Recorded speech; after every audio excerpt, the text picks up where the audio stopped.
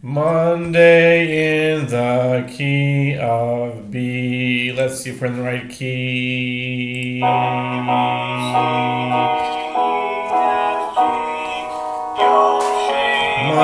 in the key of B.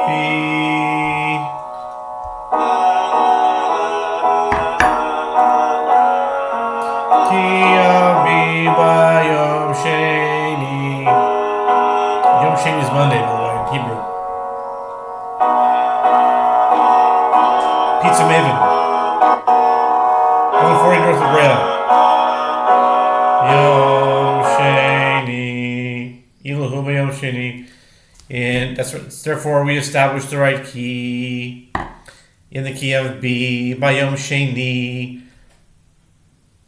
into the realm of the PL-89, into the realm of the higher time, into the realm of Messiah time. It is simple to sing the tune, match the sun up with the moon, with the sun before the moon as per Psalm 72. It's true. Please see Psalm 72, verse 5. Yiraucha im shamesh v'lefnei reach dodorim. The two calendars are one. Match the moon up with the sun. Yaakov and Esav, Tikkun and Tohu. And with that our work it is done. And with that our work it is done. And with that our work is done. It's fun. Aribam. The Chatchila Aribam. This is the PL-89 Gematria quantum hot calendar for Monday in the key of B. Is the right key still? Let's see. Check out the solfeggetto. Solfeggetto. B, B, B. There you go. B. Let's get that vibration there. B. In the key of B.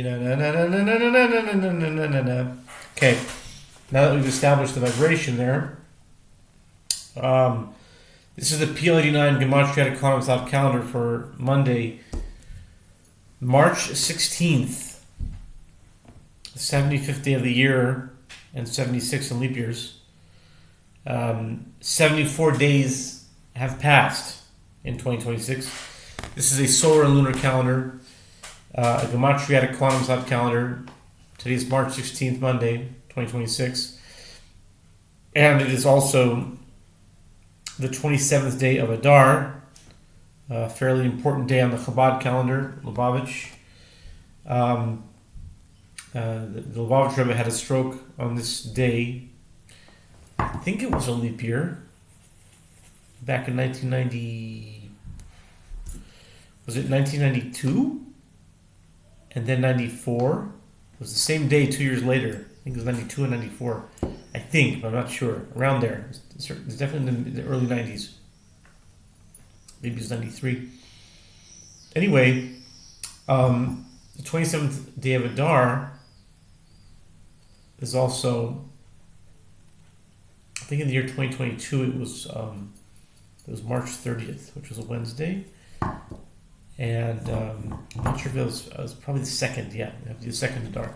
But anyway, this is the Gematria Quantum Thought calendar, and today on the 16th day of any month in this dispensation. Oh yeah, and I just found out the method. Remember how I was mentioning that that this May, 13 and a half years have gone by, almost 14 years. This summer it's going to be 14 years, late summer. It'll be 14 years of this calendar, and it's complete. So I didn't know the method after I went to the three dispensations of the calendar. I didn't know what the method would be. I mean, how do you pick? Which one do you pick?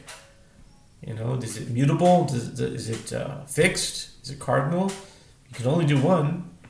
I thought about, spending 10 days in each one. Yeah, that was probably what I was going to do. It was an idea, but I found a better way. I found a way of just rolling the dice. I have a 12-sided dice, and it's written. Sure. Let's see here. A-fold dice. Okay. I see dice in Hebrew. I have a 12-sided dice. It's really neat. 1, 2, 3. Yeah. So if I roll it, and it comes to 1, 4, 7, or 10, that's cardinal, right? Does that make sense? If I rolled it and it came to a 2, so if it's 2, 5, 8,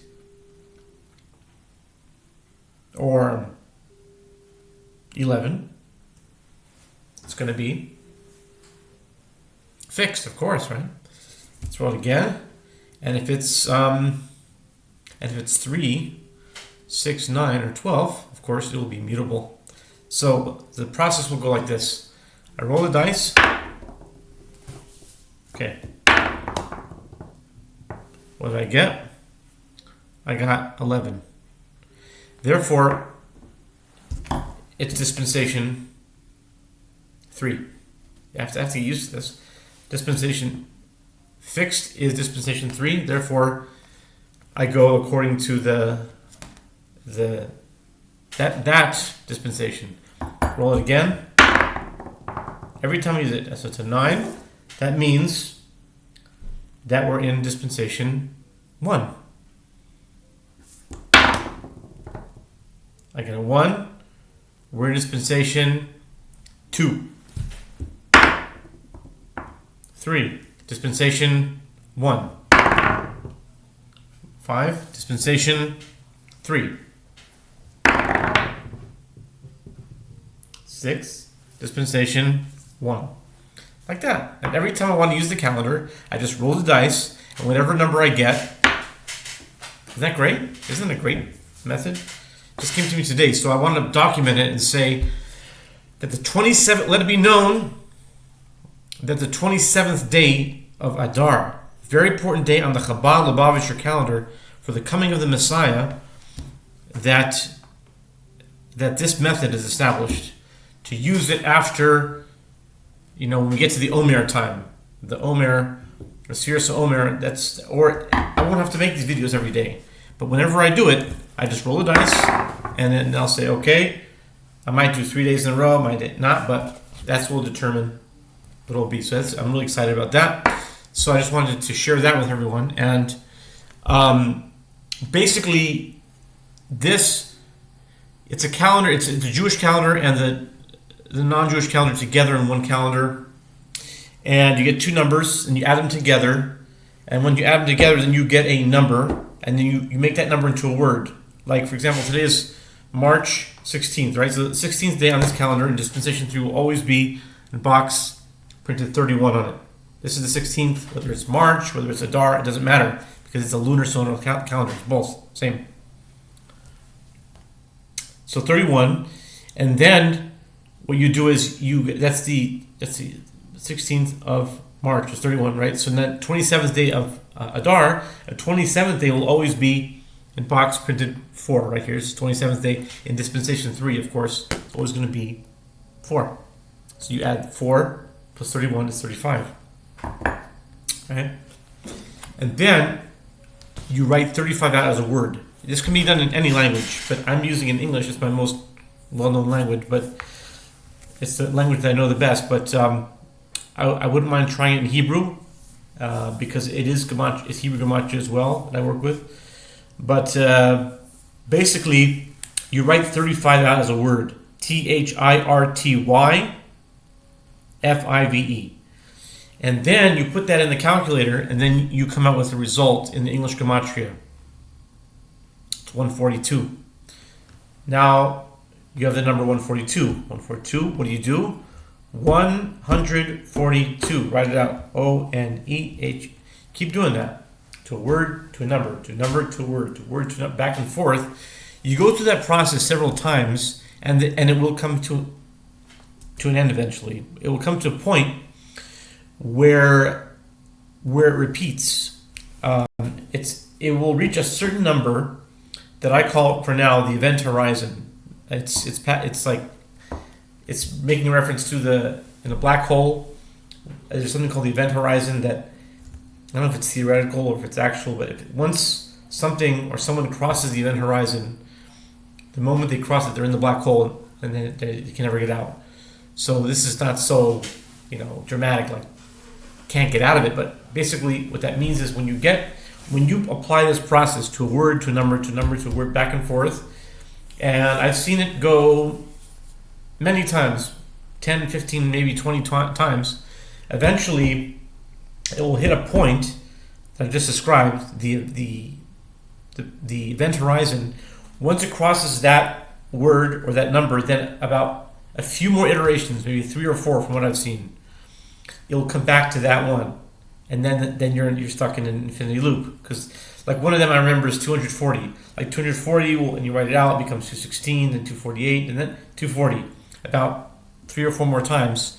So if you understand what is the process of this, what is the meaning of this, and gematria is for all the words and numbers, then I think it could be a new frontier, and it's a branch of mathematics that I haven't really. Is it alphanumerics? Is it cryptography? I don't know. It's a certain. If it's a certain type of mathematics that I'm really interested in exploring further. And if there's anyone out there who has experience with this kind of math, I'd love to hear from you. See what you've discovered about it.